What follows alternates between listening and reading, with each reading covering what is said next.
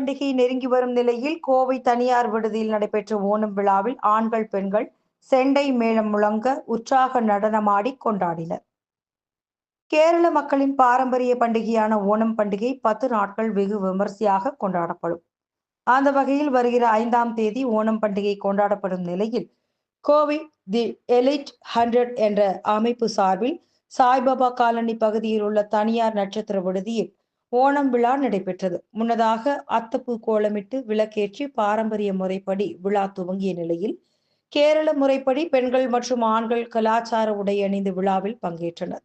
தொடர்ந்து செண்டை மேளம் முழங்க மாவேலி மன்னன் வேடம் அணிந்து வந்த நபர் அங்கிருந்தவர்களுடன் உரையாடி அனைவரையும் மகிழ்வித்தார்.